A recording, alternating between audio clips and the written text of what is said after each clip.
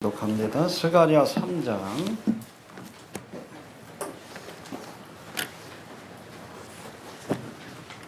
1절부터 10절까지 보겠습니다. 스가랴 3장입니다.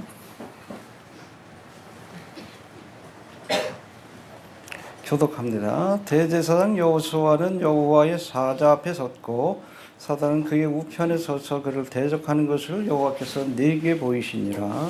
여호와께서 사단을 이르시되 사단아 여호와가 너를 책망하노라. 예루살렘의 택한 여호와가 너를 책망하노라. 이는 불에서 꺼낸 부스린 나무가 인정하실 때에 여호수아가 더러운 옷을 입고 천사 앞에 섰는지라. 여호와께서 자기 앞에서 자기에게 명하사 그 더러운 옷을 벗게 하시고 또 여호수아에게 이르시되 내가 내 죄를 저하여 버렸으니 내게 아름다운 옷이 되리라 하시고 내가 말하되 정한관을 그 머리에 씌우소서 하매 그 정한관을 그 머리에 씌우며 옷을 입히고 여호와의 사자는 곁에 섰더라. 여호와의 사자가 여호수아에게 증거하여 가라되 만군의 여호와의 말씀에 네가 만일 내 도를 준행하며 내 율례를 지키면 내가 내 집을 다스릴 것이요 내 뜰을 지킬 것이며 내가 또 너로 여기 섰는 자들 중에 왕래케 하리라. 대제사장 여호수아야 너와 내 앞에 앉은 내 동료들은 내 말을 들 것이라. 이들은 이들을 사랑하라. 내가 내 동생을 만나게 하라. 만군의 여호와가 말하노라. 내가 너 여호수아 앞에 세운 돌을 보라. 한 돌이 7 눈이 있느니라. 내가 새길 것을 새기며 이 땅의 죄악을 하루에 제하리라. 만군의 여호와가 말하노라. 그날에 너희가 각각 포도나무와 무화과나무 아래로 서로 주례하리라 하시니라. 아멘. 성가대 찬양 읽겠습니다. 스가랴가 본 8가지 환상 중에 오늘은 4번째 환상입니다. 앞에서 우리가 세 환상을 봤는데 첫 번째가 뭐죠? 홍마를 타고 화석류 나무 사이에 선 자. 누구시죠? 예수님. 예, 홍마. 홍마의 그 붉은 말이라는 뜻은 blood이라고 되어 있어요.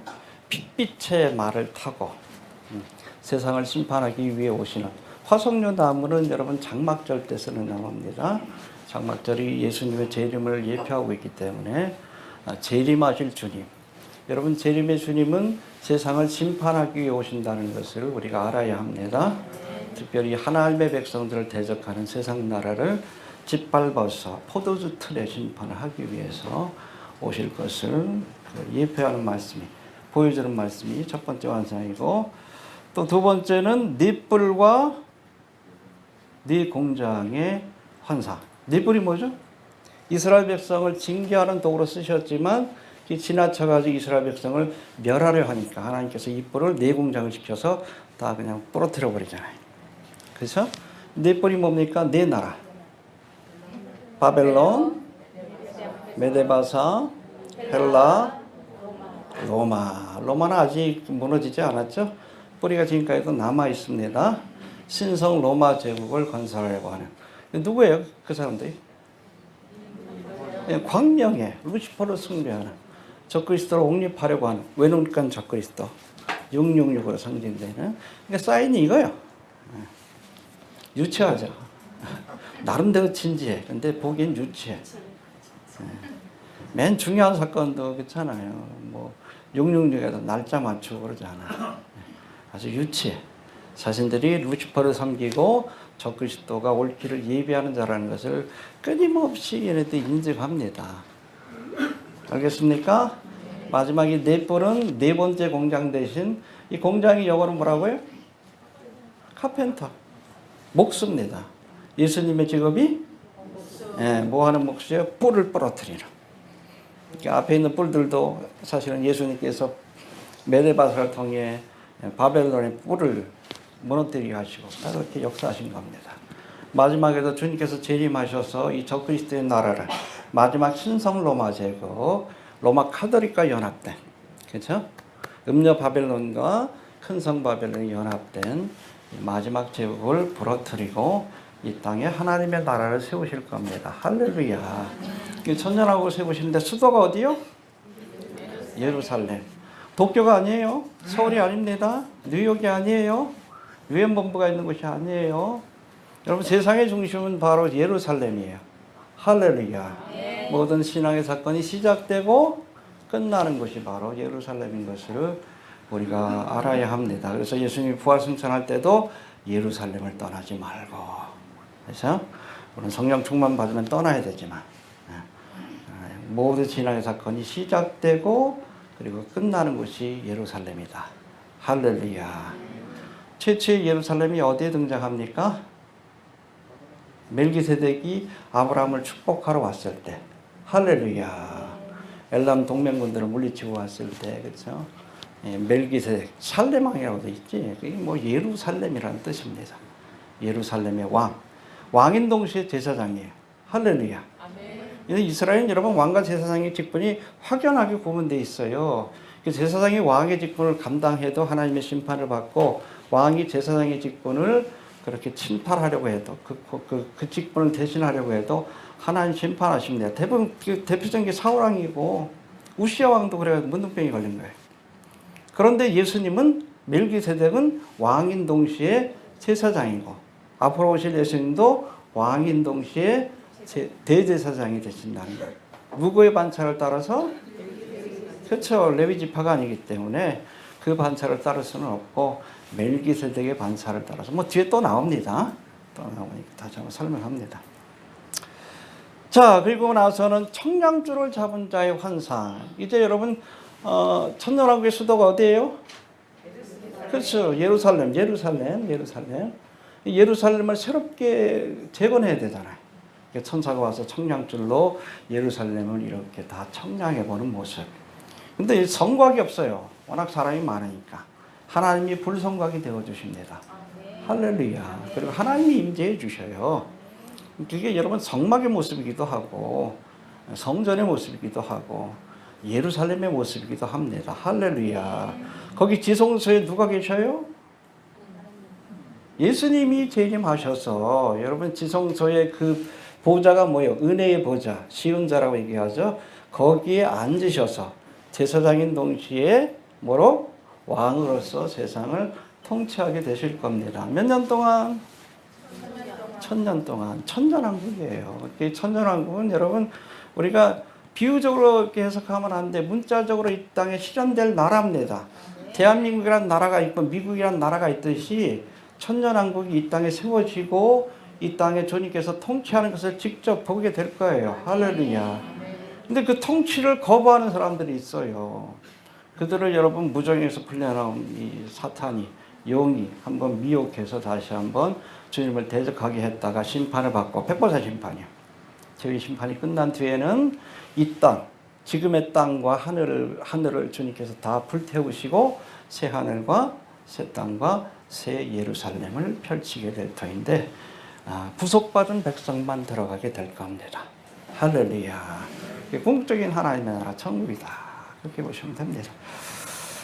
자, 아무튼 거기까지 살펴봤고 오늘은 대제사장 여호수아 더러운 옷을 입고 하나님의 심판대 앞에 섰던 이 여호수아의 더러운 옷을 벗기시고 아름다운 옷으로 정결한 옷으로 갈아입혀 주시는 장면이 오늘 본문에 나오는데 이 대제사장 여호수아 뭐 뒤에 살펴보겠지만 누구를 상징해? 이스라엘 백성이에요. 대제사장은 이스라엘 상징하잖아. 대표하는 사람이지. 이스라엘의 죄를 하나님께서 사해 주시고 아름다운 옷. 그게 뭐예요? 대제사장의 옷이지. 직분을 회복시켜주는 모습을 보여주는 그 장면입니다. 언제 회복이 돼요? 예수님이 재림하실 때. 이해가 되십니까? 그런 관점에서 우리가 앞에 살펴본 그런 말씀들도 이스라엘의 회복에 관한 말씀이에요. 이해가 되십니까? 오늘 본문도 이스라엘이, 그러니까 예루살렘이 회복될 모습을 보여줬고 앞에서는 지금은 뭐예요? 이스라엘 백성들이 하나님의 백성으로 제사장 나라로서 회복되는 모습을 우리에게 보여주는데 궁극적으로 언제 이루어집니까? 주님이 다시 오실 때, 재림의 때에 어떻게 이스라엘 백성들이 그 죄가 사함을 받고 또 대제사장의 옷을 입고 제사장 나라로서의 사명을 회복하게 될지 회복이 아니죠. 한 번도 그 삶을 감당한 적이 없어. 응? 어떻게 그 약속을 실현하게 될지 우리에게 보여주는데 그 말씀들을 하나씩 살펴보는데 먼저 1절 봅시다. 시작.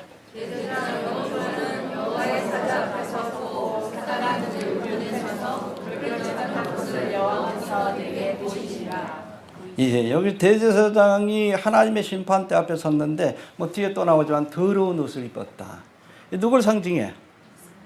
하나님께 범죄한 이스라엘 백성, 더 넓게는 온 인류를 상징하고 있다라고 보시면 됩니다. 자, 이 대제사장 여호수아는 누구 앞에 섰어요? 여호와의 사자는 누구시죠? 예수님이십니다. 예수님이 왜 대제사장 여호수아 앞에 서 계실까요? 변론해주기 위한 겁니다. 애드보케이터, 변호사로서 서 있는 거예요. 그다음에 사단은 또 그 우편에 있어. 사탄은 뭐 하려고? 검사예요. 근데 악질 검사예요. 조작의 달인. 저 누구처럼? 태블릿 PC 조작하고 그랬던 아주 악질 검사. 대통령까지 됐는데 아무튼 악질 검사입니다. 참소자라고 얘기를 해요. 정당한 근거를 가지고선 그 송사하는 것이 아니라 죄를 묻는 것이 아니라 그러면 조작하는 거예요. 증거를 조작하고 악질 검사입니다. 악질 검사. 나라가 시끄럽잖아요, 그렇죠? 예? 빨리 터져야 되겠죠? 조작 사건도 빨리 터져야 돼. 아무튼 이 참소자로 검사로 악질 검사로 서 있는 거고 또 재판장은 누구셔요? 하나님이십니다. 알겠습니까? 예수님은 우리의 대언자, 애드보케이터 혹은 카운슬러, 보혜사가 되십니다. 다 변호사라는 뜻이에요. 이해가 됩니까? 예수님이 보혜사예요. 성령님은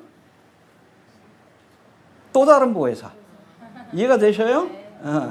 지금까지 공생기간 동안에 누가 그 제자들을 도와주셨어요? 예수님이지. 근데 예수님이 이제 부활 승천하시니까 또 다른 보혜사, 그건 예수님이 보혜사라는 뜻이에요. 카운슬러, 이게 변호사라는 뜻이에요. 애드보케이터도 뭐 변호사라는 뜻이고, 대언자라는 뜻도. 이해가 되시죠? 예, 주님께서 변론해 주십니다. 또 하나님의 심판대 앞에 가면 누더기 옷을 입고 있게 될 거예요. 의인은 없나니? 예, 그때 누가 변론해 줍니까? 예, 내가 죄를 위해서, 저 영혼을 위해서 값을 치러줬습니다. 예, 천국 가는 거예요. 믿습니까? 사탄마귀 막 참사겠지. 죄 모두 했고. 조용히 해. 내가 값을 치렀다는 거예요. 이해가 되시죠? 예수님이 보혜사가 되시는 겁니다. 이해가 되시죠? 자, 그래서 이 사탄마귀의 또 다른 별명이 참소자입니다. 해봅시다. 참소자. 영어로는 어큐저라고 돼 있고 또는 슬렌더라고 돼 있어요. 예, 뭐 어큐저는 그야말로 검사라는 뜻이고, 그다음에 슬렌더는 중상모략하는 사람. 이 참소라는 것은 남을 해하거나 중상모략하기 위해 근거 없이 상대를 비난하고 잘못을 덮어씌우는 행위를 의미합니다. 여러분, 검사가 그 사람의 죄를 드러내는 것은 그 죄가 아니에요. 그런데 그 증거를 조작하고 모함해가지고 죄가 없는 사람을 죄가 있는 것처럼, 아니면 조그만 죄를 지은 사람을 마치 큰 죄를 지은 것처럼 조작하는 것, 참소하는 것. 이게 마귀 새끼들이에요. 마귀 새끼들이에요.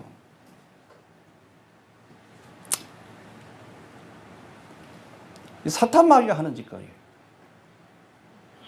이 검사들도 정신 못 차리면 참소자가 되는 거예요. 거기에 대한 심판은 하나님 앞에 받을 거예요. 공의 하나님이시기 때문에. 무서운 줄 알아요. 사탄 마귀가 누구를 참소해요? 세 가지예요. 하나님을 사람에게 참소해요.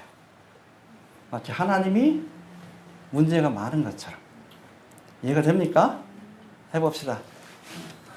하나님을 사람들에게 참소한다. 하나님도 참소의 대상이 됩니다. 사탄 마귀는 그래서 하나님에 대해서 잘못된 생각을 갖도록 아주 악한 신으로 여겨지도록. 이 창세기 3장에 보면 이 뱀의 모양으로 나타난 사탄이 하와에게 선악과를 먹도록 유혹하면서 뭐라고 했어요? 하나님은 네가 그것을 먹으면 정령 죽으리라.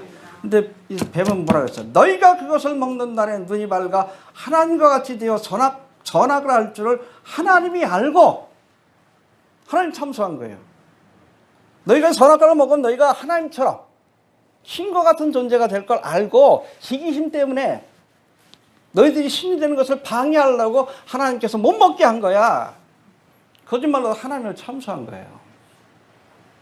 지금도 그러잖아요. 하나님에 대해서 그릇된 생각을 갖게 하고, 온갖 거짓말로 하나님을 모독하고 하나님에 대한 잘못된 생각을 갖게 해요. 알겠습니까? 근데 이 참소를 믿어요. 이 거짓말을 믿어요. 지금 루치퍼를 섬기는 사람들이 이 사탄이 퍼뜨린 이 참소를 지금까지도 믿습니다. 그래서 여러분, 루치퍼의 복음에 보면 그래, 하나님께서 인간을 창조하셨지만 인간을 창조하고 나서 에덴이라는 감옥에 가둬뒀다. 그래서 인간이 신이 될 수 있는 길이 있는데 그걸 막았다. 선악과도 못 먹게 하고. 그걸 먹게 해서 인간이 신이 될 수 있는 길을 열어준 것이 루시퍼다. 좋은 신이다. 이게 루시퍼의 복음이에요. 진지하게 믿어. 여러분, 사탄의 참소에, 거짓말의 가장 큰 피해자는 누구요?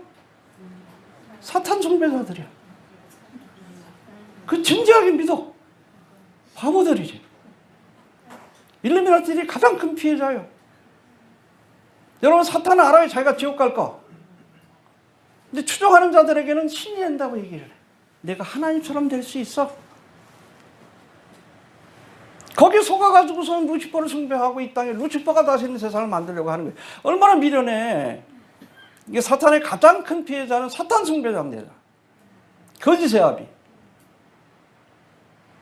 사탄이 참소하고 속이는 첫 번째 대상이 바로 사탄 숭배자들이에요. 이게 얼마나 미련합니까? 거짓의 아비예요. 성경에 보면 아예 그렇게 나와. 사탄의 네이티브 랭귀지가 거짓말이라고. 모국어가.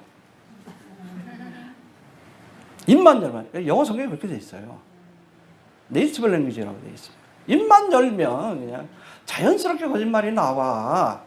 특별히 자기를 추종하는 사람들. 사기꾼의 아버지. 응? 조작달인의 아버지. 응? 똑같이 행동하는 것들은 마귀새끼들이에요. 자, 아무튼 이렇게 하나님을 참소합니다. 끊임없이 사람들에게 하나님에 대해서 잘못된 생각을 갖도록, 그래서 하나님을 믿고 따르지 못하도록 그렇게 만들어요. 지금도 참소하고 있습니다. 두 번째, 사탄이 이제는 하나님의 사람들을 하나님께 참소할 때가 있어요. 첫 번째는 사람들에게 하나님을 참소할 때가 있고, 이번엔 반대로 하나님께 사람들을 참소할 때가 있어요. 특별히 하나님의 백성들. 대표적인 게 누구죠? 욥이잖아요. 오늘 본문도 참소하잖아요. 여호수아를 참소하고 욥을 참소하지. 하나님이 어느 날 보면서 사탄 마귀가 세상을 두루 돌고 왔더니 천상에서, 야, 저 욥을 봤냐? 믿으면 괜찮지 않냐? 그랬더니 심통이 난 거예요. 참소하지. 괜히 하냐 섬기겠냐고. 하나님께서 축복을 주니까 섬기지. 그래, 그럼 재산을 빼앗아 봐라.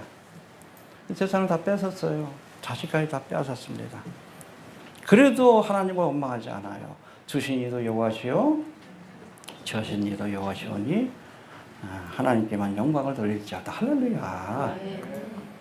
그러고 나서 하나님 또 그럽니다. 봐라, 그 재산을 다 빼앗겨도 하나님을 향한 믿음을 변치 않지 않느냐. 그랬더니 또 심통이 나서 또 참소해.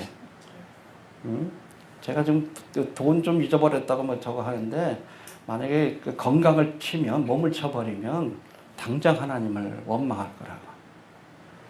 가죽을 대신할 것이다. 막 비유를 들어가면서.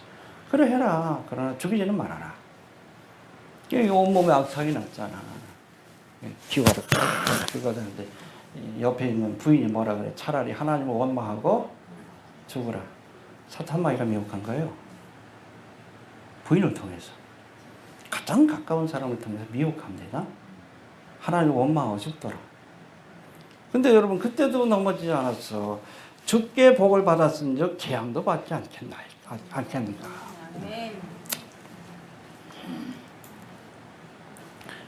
끊임없이 참소해요. 하나님의 백성들 하나님께.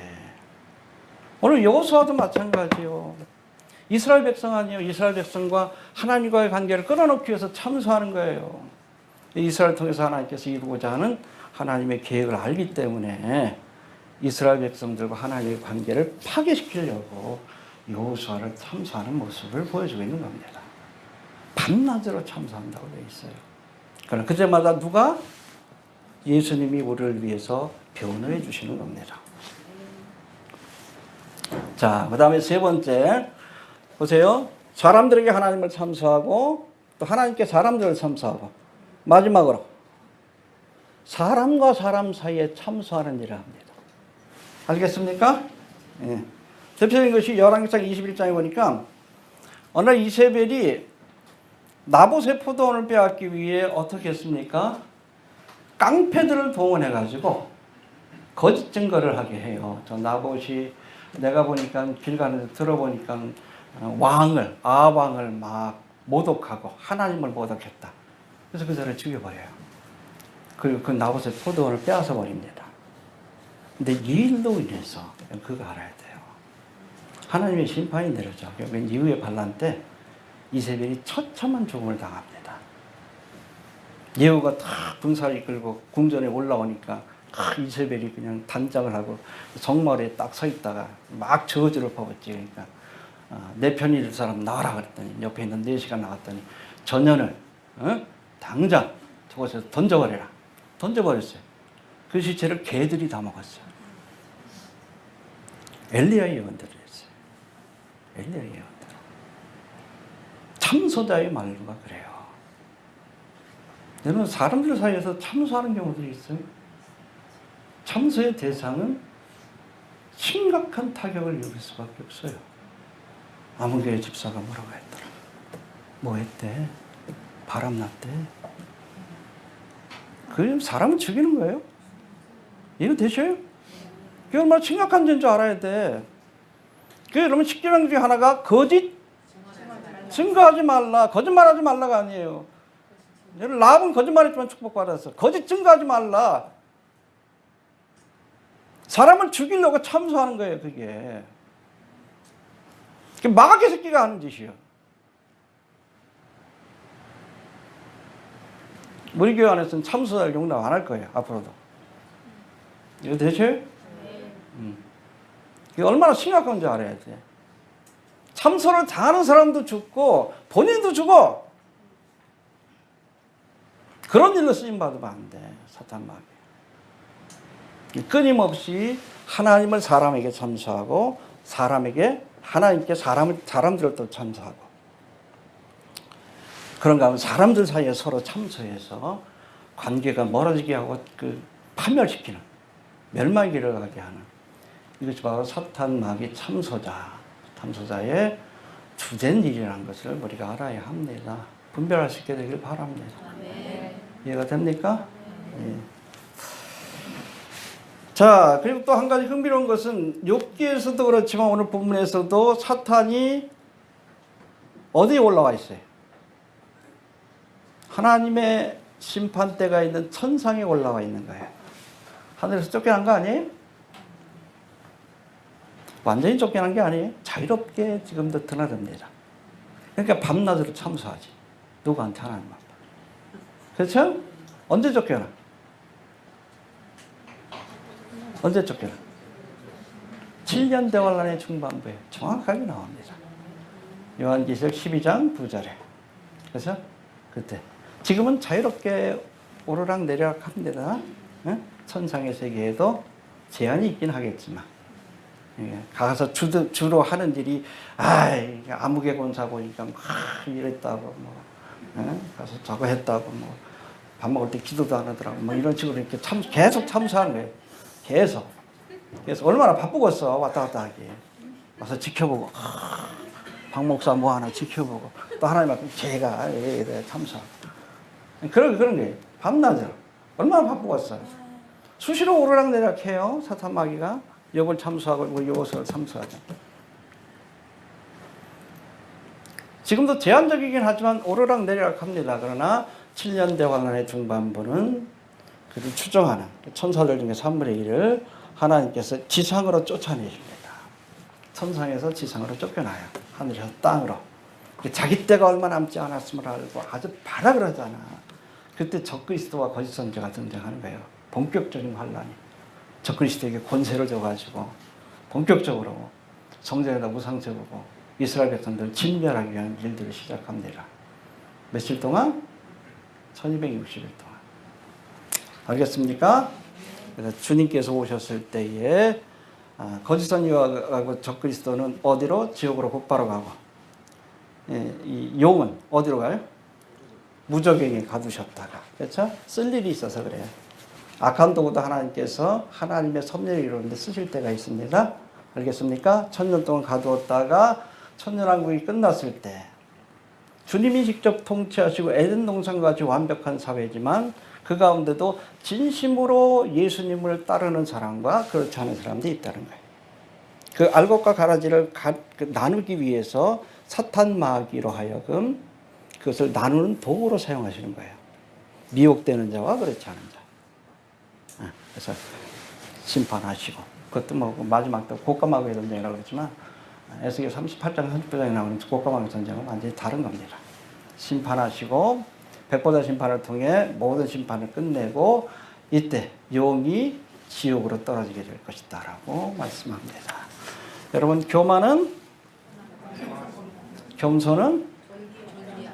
여러분, 마귀의 영성은 교만이에요. 예수님의 영성은 겸손입니다.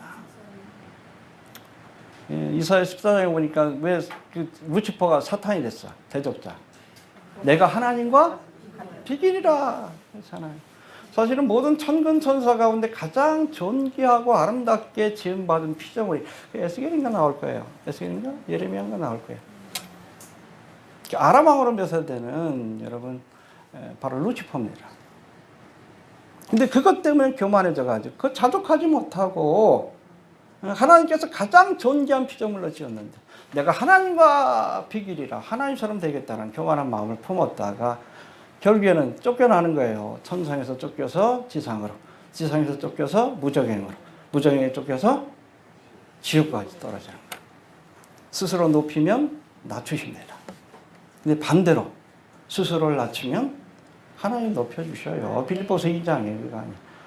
너희 안에 이 마음을 품으라. 그리스도 예수의 마음이지. 그렇잖아요. 하늘 보좌 우편. 성자 하나님의 그 영광과 권세를 버리고 인간의 몸으로 오시기까지 자신을 낮추셨고 십자가에 죽기까지 모든 인간의 죽음 가운데 가장 처참하고 비참하고 그런 죽음, 낮은 죽음이 십자가의 죽음이에요. 그러니까 여러분, 사도 바울이 십자가에 안 죽었어요. 왜? 로마 시민을 그렇게 죽일 수 없는 거예요. 노예들이나 그렇게 죽이는 거지. 그러니까 낮추시니까 하나님께서 저를 부활시키시고 승천시키셔서 하늘보좌 우편에서 만방을 다스릴 수 있는 권세를 주시는 겁니다. 낮추십시오. 하나님이 높이십니다. 스스로 높아지려고 하는 자는 그러나 사탄 마귀처럼 하나님이 낮추신다는 사실을 기억할 수 있게 되길 바랍니다. 교만은? 겸손은? 그래서 어떤 사람이 망할지 권세자들도 마찬가지. 교만해지는 모습을 보면 조금 있으면 망하겠구나. 끝까지 겸손한 자는 하나님께서 존귀케 하십니다. 알겠습니까? 끝까지 겸손하시길 바랍니다. 목회도 그래. 한참 젊었을 때는 열심히 아주 겸손하게 하다가 높은 자리에 있고 나서 그다음에 교만해져가지고 넘어지는 사람이 있어. 사울왕도 그랬잖아. 끝까지 낮춰야 돼. 교만은 마귀의 영성이에요. 내게 직분이 더 높아질수록, 중요해질수록, 달란트를 많이 주실수록 더 낮아져야지. 안 그러면 하나님이 낮추십니다. 겸손하세요. 끝까지 겸손하세요. 겸손하지 못할 거면 하나님께서 물질도 권력도 안 주시는 게 축복이에요. 자, 2절 봅시다. 2절 시작. 여호와께서 사단에게 이르시되 사단아, 여호와가 너를 책망하노라. 예루살렘을 향하는 여호와가 너를 책망하노라. 이는 불에서 꺼낸 그슬린 나무가 아니냐 하실 때에. 예, 불에서 꺼낸 그슬린 나무가 뭐예요? 이는 누구요? 대제사장 여호수아, 이스라엘 백성이지. 그런데 그걸 뭐라고 표현합니까? 불에서 꺼낸 그슬린 나무. 이스라엘 백성이 하나님 앞에 범죄했죠. 그걸로 인해서 하나님께서 저들을 연단하셨어. 뭐예요? 70년간의 바벨론 고난. 알겠습니까? 이 연단을 통해 저들을 정결케 했다. 이미 충분히 값을 치렀으니 더 이상 뭐라고 하지 말아라 하시는 거예요. 할렐루야. 그래서 이게 불에서 꺼낸 그슬린 나무는 첫 번째는 바벨론 포로 70년을 상징하고, 그리고 마지막 때에 다시 한번 저들을 연단해서 제사장 나라로 삼으시기 위한 그런 연단의 기간이 있어요. 그게 뭐예요? 7년대 환란이요. 야곱의 환란의 기간이요. 그 기간 동안 저들을 연단해서 예수님을 메시아로 영접하고 민족적으로 회개할 때에 이렇게 정결케 한 뒤에 저들을 제사장 나라로 사용하게 되실 겁니다. 할렐루야. 이 스가랴 13장 8절 9절에 그 내용이 나와요. 한번 봅시다. 스가랴 13장. 이거 설교할 때 뭐 다시 할 텐데 8절 9절 봅시다. 그 내용이 나옵니다. 8절 시작. 여호와가 말하노라 이 온 땅에서 상급지는 멸절하고 상급지는 거룩하나니. 예, 그러니까 지금 있는 유대인도 한 1600만 명 정도 된다 그랬죠. 그러니까 한 1000만 명 가량이 죽는 거예요. 7년 대환란 기간 동안에. 그리고 나머지 3분의 1은 하나님께서 어떻게 합니까? 9절 시작. 내가 그 상급지를 그 가운데 먼저 불같이 연단하며 불같이 시험할 것이라. 그들이 내 이름을 부르리니 내가 들을 것이며 나는 말하기를 이는 내 백성이라 할 것이요 그들은 말하기를 여호와는 내 하나님이시라 하리라. 예, 7년 대환란 기간 동안에 하나님께서 은과 불을 연단하고 시험하듯이, 그렇잖아요. 우리가 순수한 금을 만들 때는 어떻게 풀무불에 태우는 거예요. 불순물들을 태우는 겁니다. 이 7년 대환란이란 불과 같은 연단을 통해서 저들을 정결케 한 뒤에 비로소 저들을 하나님의 백성으로 제사장 나라로 삼으시게 합니다. 할렐루야. 그래서 첫 번째는 바벨론 포로 70년을 의미하지만 궁극적으로 마지막 때 7년 대환란의 기간 동안 저들을 연단하셔서 제사장 나라로 삼으실 야곱의 환란, 야곱의 환란에 관한 예언의 말씀이다. 그렇게 보시면 됩니다. 알겠습니까? 해봅시다. 고난이 있어야 믿음이 순수해진다. 한국교회도 고난이 없으니까 타락한 거예요. 개인적으로도 그래요. 좀 고난이 있어야 믿음이 순수해져. 북한교회 성도들은 여러분 믿음이 순수하잖아. 그렇죠? 우리 이것저것 따지는 게 많지. 삼박자 축복도 주시고 뭐도 주시고. 구원을 주셨으면 되지. 뭐. 여러분 에스더서 3일날 아시아 7교회 가운데 특별히 대부분 다 칭찬하고 책망을 같이 받았는데 어제는 뭐 책망만 받기도 했는데 칭찬만 받은 교회가 있어요. 무슨 교회? 2교회. 서문학교회. 내가 죽도록 충성하라. 그 다음에 필라델비아. 이 2교회는 고난받는 교회입니다. 서문학교회는 여러분 네로의 박해로 인해 가지고 많은 기독교인들이 순교회로 갈 때고, 필라델비아 교회는 뭡니까? 사단의 회라고 하는 유대인들로 인해서 핍박을 받던 그런 교회예요. 근데 여기는 여러분 책망이 없어. 책망할 게 없어. 그 고난이 저들의 믿음을 순수하게 만든 거예요. 이해가 됩니까? 많은 사람들 어때요? 왜 내 삶에 예수 믿는데 이렇게 고난이 많나? 사랑하시니까 고난을 주시는 거예요. 그래요. 믿음이 정결해지니까, 정결해져야 하나님 쓰실 수 있으니까. 그렇잖아요. 모세도 40년 동안이나 하나님께서 광야에 가두셨어. 그렇게 불로 태워야지. 그래서 보여준 게 뭐예요? 가시떨기 불꽃 가운데. 가시떨기는 여러분, 가시는 저주와 죄의 상징이에요. 그걸 불태워버린 뒤에, 그렇죠? 꺼지지 않는 불. 그러고 나서 모세를 하나님의 일꾼으로 쓰신 거예요. 사랑하고 쓰시는 사람들에게 연단이 있는 거예요. 불같이. 이스라엘 백성들도. 불 가운데 꺼낸 막대기. 저들을 제사장 나라로 쓰시려고. 여러분, 쓰지 않는 사람들은 그냥 지옥불에 던져버려. 근데 쓰시려고 하나님께서 연단을 주시는 거지. 불평하지 말아요. 고난이 오거든. 응? 하나님 나를 특별히 사랑하시는 거라고 여기시길 바랍니다. 하나님이 나를 쓰시려고 하는 거라. 저도 연단이 많았어요. 굉장히 어렵고 힘든 일들이 많았어요. 뭐 돌아보면 하나님께서 뭐 쓰시려고 하는 거지. 그게 알겠습니까? 이 땅에서 잘 먹고 잘 살 생각 하지 말아요. 그냥 사명 감당하다 주님 앞에 갈 수 있게 되길 바랍니다. 자, 그리고 3절부터 5절까지 봅시다. 3절부터 5절까지. 또 봅시다. 2절 다시 한번 봅시다. 이거 넘어가면 안 돼. 2절 시작.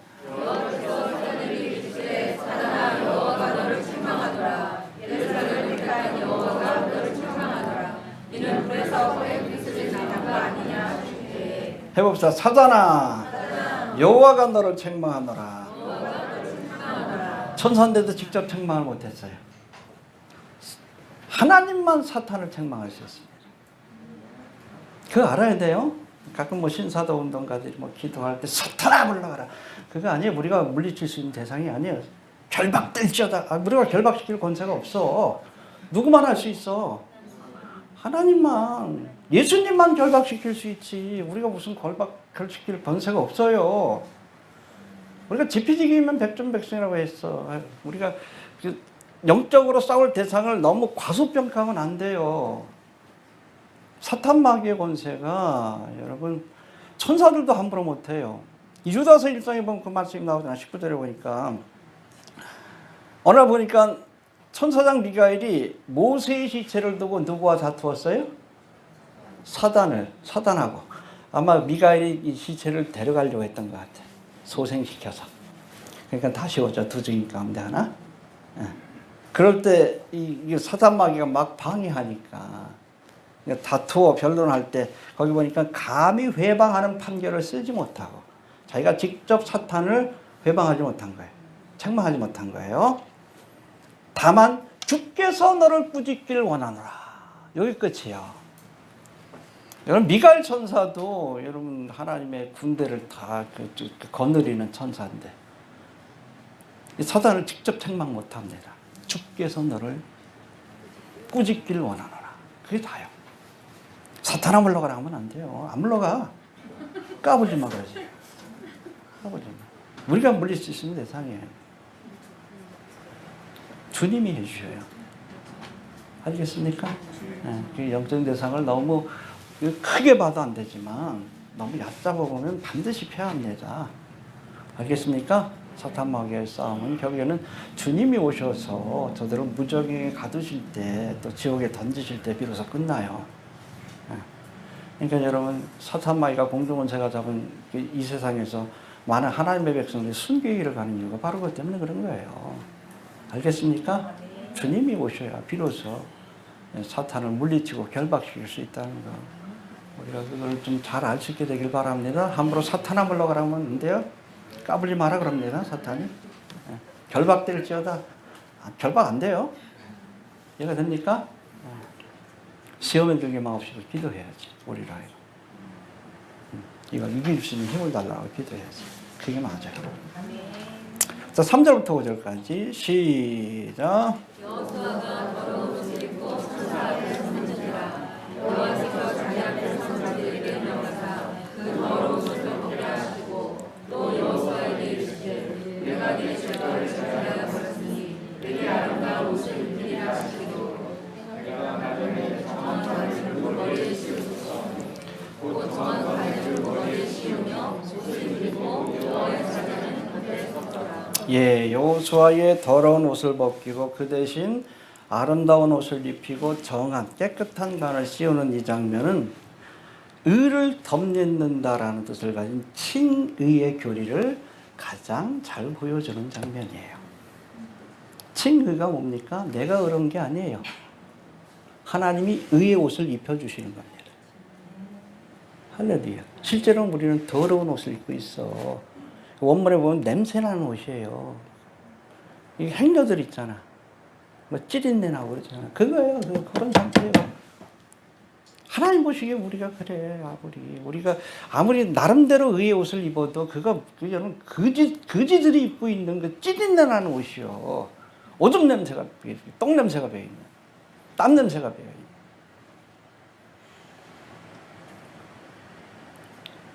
우리 의는 그래요. 우리 의를 드러내려고 하면 안 돼. 주님이 주시는 옷을 입어야지. 칭의, justification. 이해가 됩니까? 자기의 의를 드러내려는 행위 옷이 아니라 우리 옷은 더러운 옷이에요. 우리의 행위는, 종교적 행위는 주님이 주시는 의의 옷을 덧입어야 우리가 하나님 앞에 구원을 받고 사명을 감당할 수 있는 겁니다. 할렐루야. 아담과 하와가 범죄했을 때 제일 먼저 한 일이 무화과나무 잎을 엮어서 죄의 수치를 가리려고 했어요. 이게 첫 번째 종교적 행위라고 얘기를 합니다. 여러분, 종교가 뭐예요? 신앙과 종교의 차이가 뭡니까? 내 노력으로 구원받겠다는 것이 종교예요. 교회 안에도 종교인들이 있어. 신앙은 뭐예요? 하나님 주신 은혜를 온전히 의지하는 게 신앙이에요. 근데 무화과나무 잎으로 만든 치마가 죄를 가릴 수 있어요? 햇볕만 딱 하면 금방 시들어 버리는데. 이게 저를 위해서 하나님께서 뭘 만들어 주셨어요? 가죽옷. 여러분, 가죽옷을 만들려면 짐승의 희생이 있어야 합니다. 피가 흘러야 돼. 이게 바로 예수님을 상징하지. 아마 그 양옷이었을 것 같아요. 양가죽이었을 거예요. 가죽옷을 입혔어요. 이게 복음이에요. 우리의 노력과 수고로는 우리가 의롭다고 얻을 수 없습니다. 여호수아가 입고 있는 누더기 옷에 불과해. 거기에 의지하지 말아요. 예수님이 주시는 가죽옷, 대속의 은혜만을 의지해야지. 십자가의 공로 구원받고 나서도 주님이 주신 의의 옷을 벗어던지고 이 거지 같은 냄새나는 옷을 다시 입으려고 하는 사람들이 있어. 행위를 의지하고. 율법주의자 아니요. 그 새끼들 아니요. 십자가예요, 여러분. 십자가를 모독하는 것들이에요. 자랑할 게 뭐 있어요? 예수님만 바라보셔요. 나의 죄를 씻기는 예수의 피밖에 없어요. 행위로 구원받겠다. 이게 종교예요. 하나님이 가증히 여기십니다. 의인은 없나니 한 사람도 없다. 우리가 만들 수 있는 옷은 여러분 더러운 그런 여러분 거지와 같은 냄새나는 옷밖에 없어.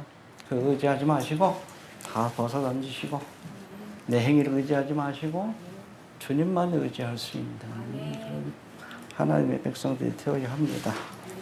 또 여호수아의 더러운 옷을 벗기고 그 대신 해봅시다. 아름다운 옷과 정한관을 씌우셨다. 구체적으로 무슨 옷이죠? 이 옷이 대제사장의 옷이요. 대제사장의 옷. 알겠습니까?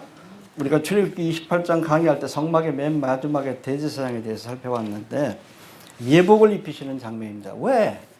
제사장의 사명을 감당케 하려고 이스라엘에게. 할렐루야. 구체적으로는 의를 상징하는 세마파 속옷을 입히시고 할렐루야. 그 위에 하늘의 권능을 상징하는 푸른색 겉옷을 입히시고 있습니까? 또 그 위에 예수 그리스도의 인격과 사역을 상징하는 청색, 자색, 흰색, 홍색 실로 짠 에봇을 입히고 할렐루야. 그리고 어깨와 가슴엔 이스라엘 12지파 이름이 새겨진 견대와 흉패 보석으로 만들어진 거죠.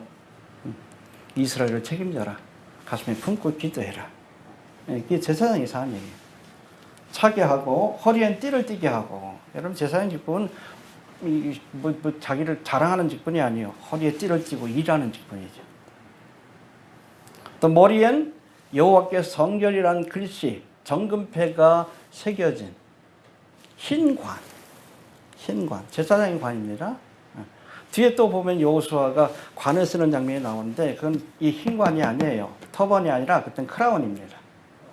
그때는 왕권을 받게 되는 장면이 또 나와요. 근데 여기서는 제사장이 쓰는 흰관입니다. 주님의 사역을 수록하면 멸관을 주십니다. 이해가 되십니까? 그걸 상징해요. 여러분, 성경에서 옷은 그 사람의 인격과 행실과 직분을 상징하는데 여호수아가 대제사장으로 부름받았으면 그에 합당한 옷을 입고 하나님 앞에 서야 합니다. 할렐루야. 누더기 옷을 입으면 안 돼. 더러운 옷을 입으면 안 돼. 옷을 던지고 주님의 권능의 옷을 입고 세마포 옷을 입고 흰관을 쓰고 주님의 사역에 합당한 모습으로 서야 합니다. 있습니까? 자, 이제는 6절부터 10절까지 봅시다. 아무튼 이렇게 정결케 된 또 예복을 입은 여호수아에게 하나님께서 주시는 축복과 약속에 대한 말씀이 나오는데 6절 7절 봅시다. 시작.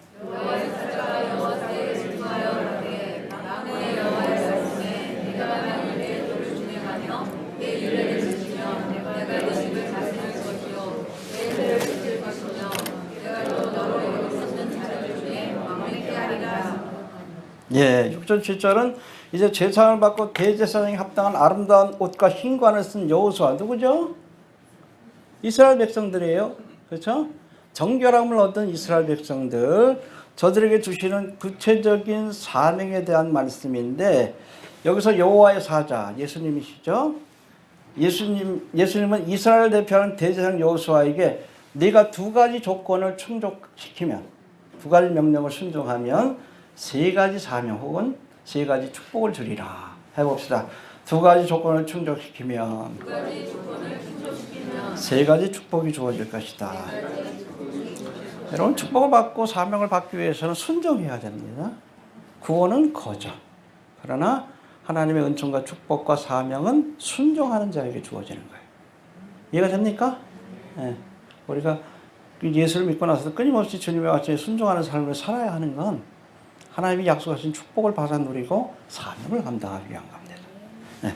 두 가지 하나님께서 명령하신 말씀이 있는데 7절 다시 한번 봅시다. 시작. 만군의 여호와의 말씀은 내가 만일 내 법을 준행하며 내 율례를 지키면 내가 내 집을 다스릴 것이요 내 때를 지킬 것이며 내가 또 너로 여기 있는 자들 중에 왕래케 하리라. 예, 두 가지 명령하신 게 있어요. 조건을 채워라. 첫 번째, 내가 만일 내 도를 순행하면. 두 번째는 내 율례를 지키면 이러이러한 세 가지 축복이 주어질 것이다. 먼저 내 도를 준행하면 대제사장의 사명을 감당할 수 있다고 하신 건데 이 말씀이 한글 성경은 잘 이해가 안 돼. 근데 영어 성경 킹제임스 버전에 보면 If you, thou will walk in my ways라고 되어 있어요. 만일 내가 나의 길로 행하면. 해봅시다. 만일 내가 나의 길로 행하면. 위역하면 만일 내가 나의 방법대로 일하면 이러한 축복과 사명이 주어질 것이다. 여러분, 하나님이 인정하시는 길이 있고 하나님께서 하라고 하시는 방법이 있어요. 제사장들은 하나님 주신 규례를 따라 해야 합니다. 정막을 지을 때도 하나님 주신 식양을 따라. 내 마음대로 하면 안 돼요. 이해가 됩니까? 여러분, 하나님이 인정하는 길이 아닌 다른 길을 가거나 하나님이 지시하신 방법이 아닌 다른 방법을 일하면 하나님의 축복을 받는 것이 아니라 저주와 심판을 받습니다. 나답과 아비후가 그랬죠. 아론의 두 아들. 그렇잖아요. 여러분, 분향의 제사를 드릴 때는 반드시 무슨 불을 가지고? 번제단에 있는 불. 그 불은 하나님 주신 불이에요. 꺼지지 않게 하라고 했어요. 그 불, 거기 있는 숯을 가지고 분향단에 가서, 그렇죠? 거기다가 그 숯을 놓고 분향의 제사를 드리게끔 돼 있어요. 근데 다른 불을 가지고 분향의 제사를 드렸다. 거기에서 불이 나가서 죽여버렸어요. 그 자리에서. 하나님의 방법대로 하지 않았기 때문에. 여러분, 주의 종이 하나님의 사람들이 하나님의 일을 할 때 세상적인 방법으로 하면 안 돼요. 제가 뭐 대학원 다닐 때 벌써 한 30년 넘었나? 그때 한참 교회 성장하기 들어왔어요. 피터와그는 나도 뭐 신사도 운동으로 빠졌는데. 그게 뭐냐면 여러분, 교회 안에 세상 경영적인 방법을 들여온 거예요. 그래서 여러분 성장한 교회들이 있습니다. 근데 기업화됐어요. 교회가 변질됐어. 트랜스포메이션 됐어. 방법을 바꿨더니 본질이 바뀌어요. 교회가. 그래서 개별적으로 성장한 교회는 있는데 한국 교회는 그때부터 마이너스 성장이에요. 교회 성장이 아니에요. 하나님의 방법대로 해야 합니다. 요즘 여러분 주님 AI라고 들어오셨어요? AI 중입니까? 주님 AI. 챗GPT를 이용한 여러분 기독교 상담 프로그램이에요. 근데 그 개발한 친구가 비기독교인이요. 웃기죠? 23살인데 뭐 10대 초반부터 후반부터 이렇게 뭐 여러 가지 뭐 사업을 시작해가지고 뭐 포브스에서 뭐 선정한 뭐 기업가고 뭐 유엔이 선정한 냄새나죠? 일루미나티가 키운 애란가. 걔가 개발한 건데 기독교인이 아니에요. 근데 여러분 그걸 이용해가지고선 큐티를 하는 교회가 있어. 제가 좀 그래 저하고 나이가 같은데 김학중이라고 CBS 재단 이사장인데 제가 안산에서 일할 때 그때 한참 뭐 그때 그 친구가 거기서 개척했는데 너무 빠릿빠릿해. 교회 성장학을 도입하고 너무 세상적인 것들을 좋아해. 그 교회에서 그 주님의 이야기 그거 가지고선 큐티하는 프로그램을 또 이렇게 돌리고 있어요. 하나님 기뻐하실까요? 불신자가 만든 AI 컴퓨터가 신앙 상담을 해주는, 응? 그걸 가지고 큐티를 하고 예배를 드립니다. 제가 뭐 어제부터 좀 궁금해가지고 찾아봤는데, 이게 심각하더라고. 이 친구가 보니까 여기다 뭐 문신다고 그래. 23살이요. 근데 성경도 이렇게 구절도 해놨대. 뭐 자기가 교회는 안 다니지만 마인드 컨트롤 하려고 성경 구절을 내놨대. 딱 보면 냄새 나잖아요. 푸 냄새 나죠? 저쪽에서 간택된 애다라는 느낌이 들 정도인데. 그런 녀석이 개발한 거, 이렇게 지금 뭐, 감리교에서 꽤 직분이 높은 친구인데, 감독인데, CBS 재단 이사장이고, 그 교회에서 그걸 이용해가지고 지금 큐티를 하고 있어요.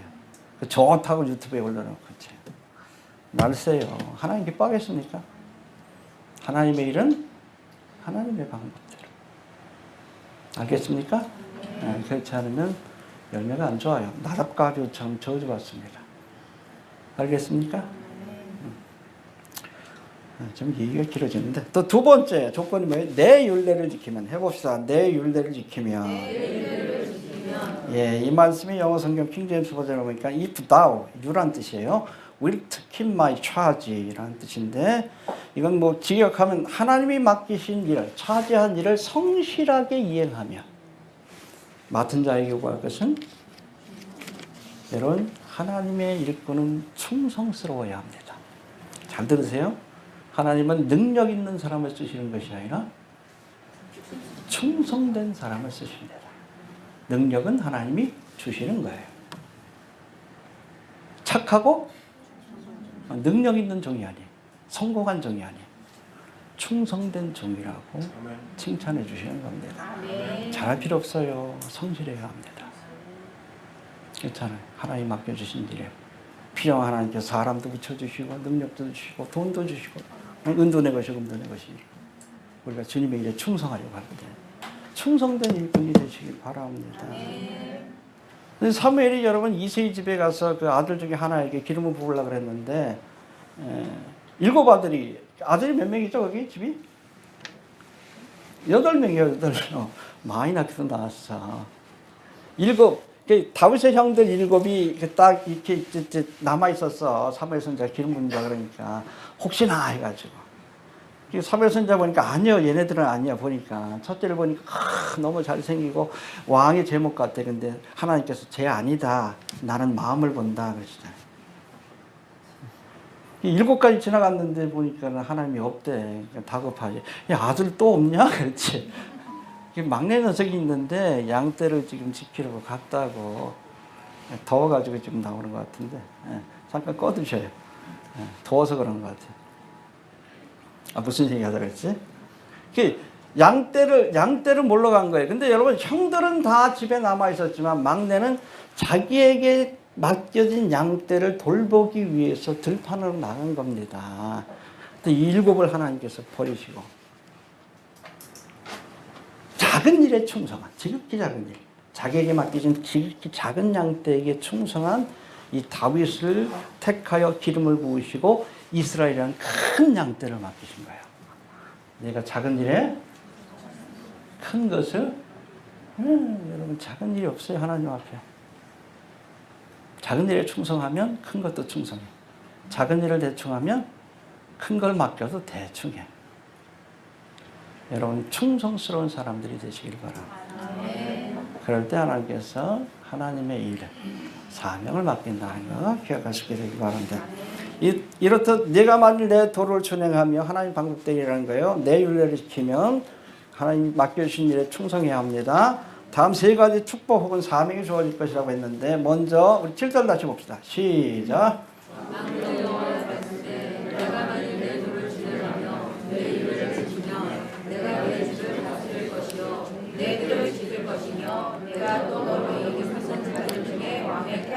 예, 세 가지 축복을 약속해 주셨는데 첫 번째, 네가 내 집을, 여기 내 집은 뭐예요? 하나님의 집, 성전이에요. 성전을 다스리는 제사장 아닙니까? 제사장 나라가 되게 하리라. 할렐루야. 그렇죠? 내 도를 준행하고 내 윤리를 지키면 네가 이스라엘이 제사장 나라가 될 것이다. 할렐루야. 온전한 회개를 통해서 이제는 하나님의 도를 준행하고 하나님 앞에 충성스러운 사람들이 되면 내 집을 다스리는 제사장 나라로서 만방을 대표하는 자들이 될 것이다. 할렐루야. 또 두 번째 뭐라고 했어요? 내 뜰을 지킬 것이며. 이게 뜰은 뭐예요? 하나님의 뜰, 성전뜰이에요. 성전뜰. 이게 굉장히 중요해요. 에스겔 8장에 보니까 이스라엘 백성들이 바벨론에서 멸망받을 때 성전뜰에서 뭘 했어? 우상을 섬겼지. 단못으로 위해서 통곡하고 아세라상에 하늘 황후 앞에 예물을 드리고 성전을 뒤로 한 채 이 성전뜰에서 태양을 바라보고 임으로써 섬기고 하나님께서 이가봇의 환상을 보여주는데 심판하시잖아요. 성전뜰을 지킨다는 것은 하나님의 교회를, 하나님의 성전을 청결케 유지하며, 알겠습니까? 성전뜰이 우상으로 더럽혀지지 않도록. 예수님도 성전뜰을 청결케 하셨잖아요. 그렇잖아요. 그 당시에 바리새인 서기관 종교 지도자들이 장사꾼들을 성전뜰로 들여왔어요. 커미션 받으려고. 예수님 당시 성전뜰은 탐욕이라는 우상이 세워진 것이요. 이걸 쫓아냈잖아요. 성전을 청결케 하시는 사람.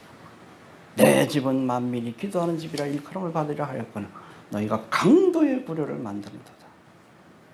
하나님의 교회도 정화되어야 합니다.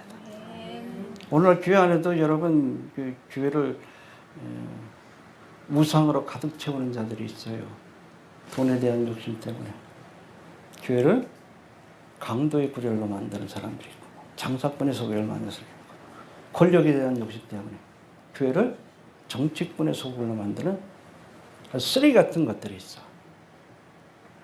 이게 몽둥이로 쳐서 내버려야 돼. 철장으로. 죽도록 패야 돼. 이거 쫓아내지 못하니까 한국교회가 이렇게 된 거예요. 이 쓰레기 같은 것들을. 하나님의 거룩한 교회를 장사꾼의 소굴로, 정치꾼의 소굴로 만드는 자들 있잖아요. 몽둥이로 패가지고 쫓아내야지. 그냥 여러분 나무 몽둥이 아니라 철장으로 쳐야 돼.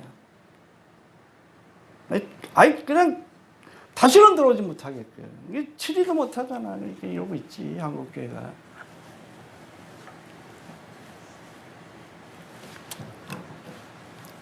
성전들을 지켜야 합니다. 하나님의 교회가 성결해질 수 있도록 지키는 사명을 해야 돼요. 그래야 하나님이 쓰십니다. 한국교회 쓰임 바꿨어요? 예? 이대로 휴가 되면 여러분 저 북한이 밀고 내려와가지고 아마 김정은이가 휴가되지 못한 목사들 다 그냥 총살시킬 수도 있어요. 정신 차려야 돼. 정신 차려야 돼. 또 세 번째, 첫 번째는 내 집을 다스릴 것이고 내 뜰을 지킬 것이고, 세 번째 뭡니까? 여기 섰는 자 중에 왕래하리라. 여기 섰는 자가 누구요? 천사들과 함께 할 것이다. 할렐루야. 그렇죠? 주님의 자에게 충성하면. 요한계시록 4장에 나오잖아. 휴거된 성도 24장로 대표해서. 주님과 함께 보좌에 앉아가 천군 천사와 함께 주님을 찬양하는. 할렐루야. 그 영광을 얻게 되리라. 있습니까? 네, 8절 넘어갑시다. 8절. 시작.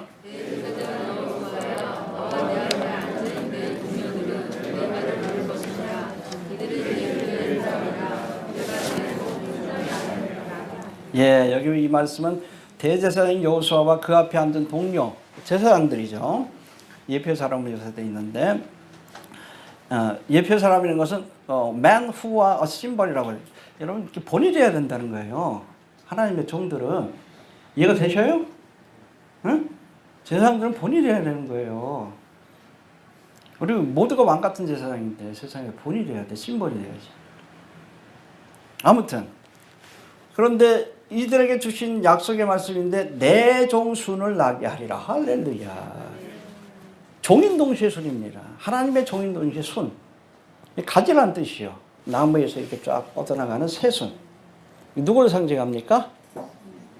다윗의 뿌리에서, 계보에서 태어나실 다윗의 후손인 메시아에 대한 약속입니다. 너희가 이렇게 하면 너희를 통해서 메시아가 나게 하시고 그를 통해서 하나님이 언약하신 하나님의 나라를 너희에게 주리라. 할렐루야. 순이 누굽니까? 예수님이십니다. 알겠습니까? 이사야에서도 나오고 여러 군데 예언의 말씀들이 나오는데 여러분 마태복음 특별히 사복음 가운데 이 마태복음은 유대인을 위해서 쓰여진 글이에요. 근데 마태복음 1장에 뭐가 나오죠? 족보가 나오잖아. 보다가 시험이 들지. 누가 누구를 낳고 누가 누구. 근데 여러분 유대인들한테 그게 너무나 중요해. 예수님이 다윗의 순이라는 것. 다윗의 족보에서 태어난 다윗의 후손. 그게 바로 메시아지. 예수님 공생기간 동안에 누군가 소경받으면 다윗의 자손 예수요. 메시아라는 얘기예요. 순이 나게 하리라. 할렐루야. 믿습니까? 네, 문제는 여러분 2000년 전에 내종순이라 하신 다윗의 후손으로 오신 예수님이 잘 들으세요. 자기 땅에 오셨지만 자기 백성이 영접지 아니하였다. 그때 영접했으면 하나님의 나라가 이루어졌을 겁니다. 곧바로 천년왕국이 시작됐을 거예요. 교회가 아니라 이스라엘을 통해서 하나님의 선교의 역사가 진행이 됐을 겁니다. 역사적 과정이지만. 근데 주님을 거부하잖아요. 우리의 왕은 예수가 아니라 가이사다. 공식적인 거부예요. 공식적인 거부. 그래서 여러분 그 축복과 사명이 돌감나무 가진 교회로 넘어가게 된 겁니다. 이해가 되시죠? 마태복음이 바로 그것들을 보여주고 있어요. 결정적으로 예수님을 거부하는 그 은총과 사명이 그래서 이스라엘에서 교회로 넘어가게 된 겁니다. 알겠습니까? 그러나 여러분 예수님이 다시 재림하실 때는 이때는 이스라엘이 찌른 바 그를 바라보고 그쵸? 2000년 전에 저들이 십자가에 죽인 무지해서 예수님을 메시아로 오신 주님을 영접지 않고 무지해서 십자가에 못 박아 죽게 한 예수님을 다시금 영접하고 회개할 때에 다시금 하나님 주신 언약과 축복을 회복하게 될 것이다. 그게 바로 천년왕국의 모습입니다. 이해가 되십니까? 아브라함과 이삭, 모세와 다윗에게 주신 언약이 성취되는 사건이다 라고 보시면 됩니다. 이해가 되시죠? 자, 9절 넘어갑시다. 9절 시작.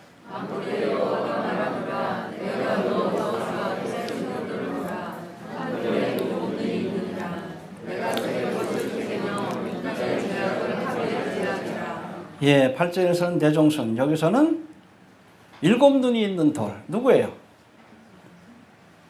7눈이 있는 돌.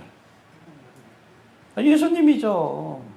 예수님을 묘사한 것들이 많죠. 산돌이라는 표현도 있고, 다니엘서에 보면 2장에 뜨인 돌로 표현되어 있고, 또 마태복음 16장에 보면 예수님을 기초석, 교회의 기초, 내가 이 반석 위에 또 머릿돌 되신다라고 이렇게 표현한 말씀이 나옵니다. 건축자의 버린 돌이 머릿돌이 되었다. 할렐루야.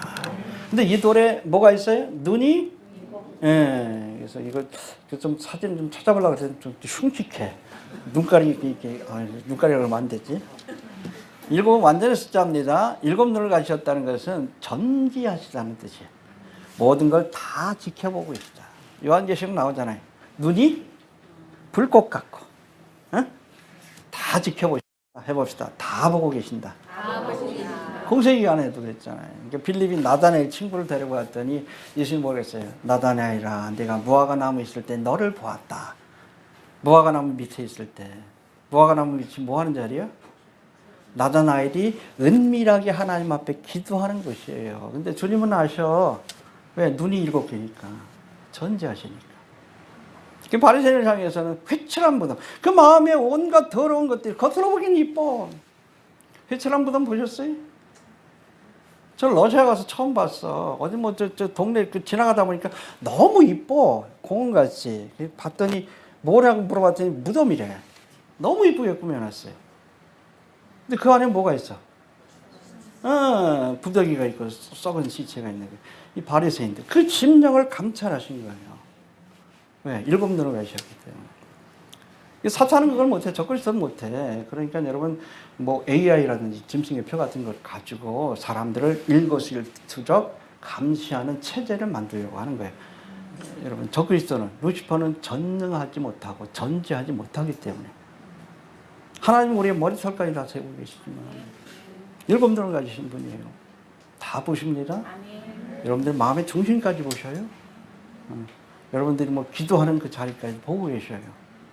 아십니다. 7 눈을 가진 분으로 이렇게 묘사하고 있습니다. 또 9절에는 이거 중요한 말씀인데 자 봅시다. 9절 다시 시작.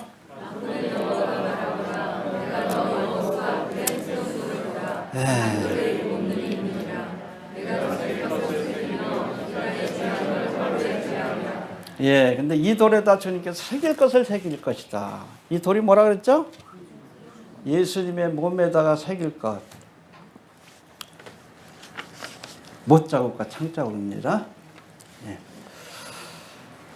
그가 찔림은, 그가 상함은, 예. 아무튼 주님의 몸에다가 못자국과 창자국을 새길 것을 미리 말씀해 주신 거예요. 이해가 되시죠?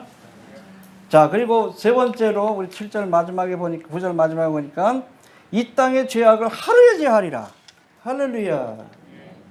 여기서 이 땅은 세상을 상징하기도 하고 이스라엘을 상징하기도 합니다. 이 땅의 죄악 뭐예요? 십자가의 사건이죠. 고난의 그날 9시부터 3시까지 6시간 동안 그 하루에 주님께서 모든 죄를 사하여 주셨습니다. 믿습니까? 그런가 하면 여러분 여기서 이 땅은 이스라엘을 상징하기도 해요. 이스라엘의 죄악을 하루에 7년 대환란의 기간 동안에 일어나는 일이에요. 그 하루가 언제일까요? 이스라엘 죄를 사해 주시는 날이 있어요. 욤키프로 대속죄일이 될 거로 보고 있습니다. 그때 찌른 바들을 바라보고 민족적으로 회개하는 역사가 나타날 거예요. 하루에. 십자가의 사건도 하루고 여러분 이스라엘 절기 가운데 그렇잖아요. 우리 가을 절기, 나팔절은 휴거의 사건을 예표하고 대속죄일은 민족적으로 회개하는 날. 그러니까 이스라엘이 이 대속죄일 때 7년 대환란 아마 초창기에 있는 대속죄일 때 예수님이 메시아인 것을 깨닫고 민족적으로 회개하는 역사가 나타날 것이라고 보는 거예요. 하루에 욤키프로 대속죄일에. 이해가 됩니까? 7월 15일 날 일주일 동안 장막절 예수님의 재림을 상징하죠. 그렇게 될 겁니다. 알겠습니까? 그 다음에 10절 한번 봅시다. 이거 보고 마칩시다. 시작.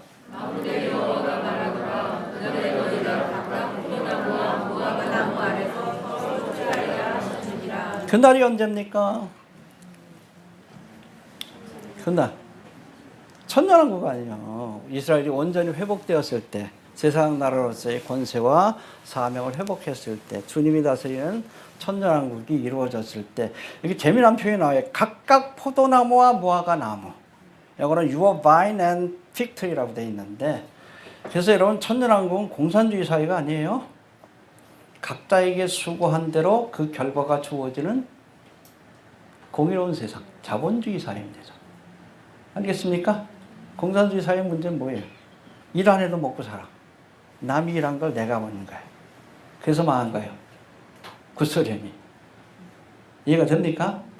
근데 여러분 각각 이렇게 여러분 공의로운 세상입니다. 천년왕국 기간 동안에도 내가 수고한 만큼 그 수고에 대한 대가는 그게 여러분 공이지. 나는 뼈 빠지게 일했는데 저는 그냥 팽팽 놀기만 했는데 월급이 똑같아. 그게 공산주의 사회예요.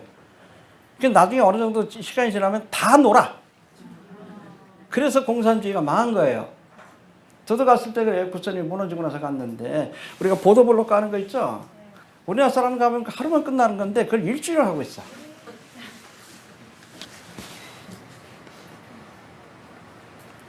또 공장에서 라디오를 뭐 100개를 만들 수 있다 그러면은 그 100개를 딱 맞추죠? 그 다음에는 110개, 120개 만들라 그래요. 그러니까 100개를 만들 수 있는데 일부러 한 60개, 70개만 만들어가지고, 숫자를 줄여요. 시간이 나오니까 그걸 다 풀렀다가 다시 조립하고, 풀렀다가 조립하고 그래요. 그래서 공산주의가 망한 거예요. 이거 됩니까? 일 안 하는 놈이 똑똑한 거예요. 뭐 공무원들 복지부당이라 그러지만 공산주의하고 비교할 바가 아니에요. 공산주의는 온 국민이 다 공무원이에요. 복지부당이고. 뇌물 받는 거 좋아. 일 안 하고. 일하는 놈, 일하는 놈이 병신이에요. 바보예요. 월급 똑같은데. 여담이지만은, 여러분 그때 보면은,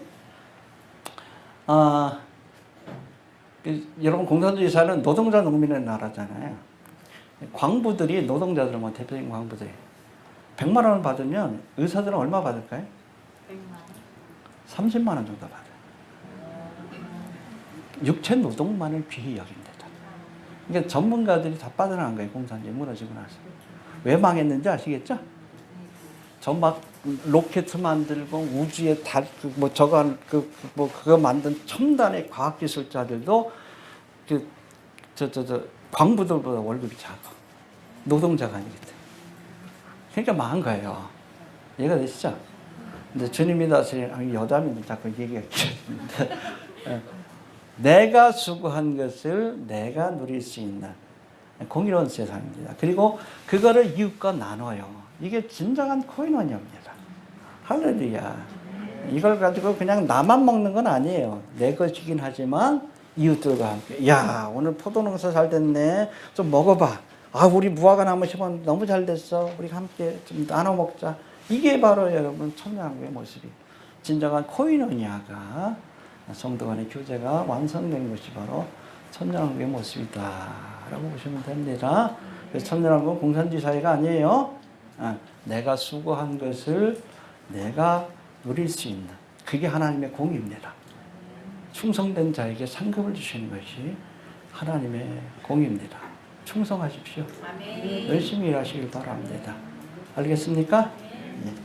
자, 정리합니다. 사탄이 더러운 옷을 입은 대제사장 여호수아를 참소했지만 하나님은 이런 여호수아의 옷을 벗기시고 대제사장이 입는 아름다운 옷과 정한관을 씌워 다시금 사명을 감당하게 하셨습니다. 할렐루야.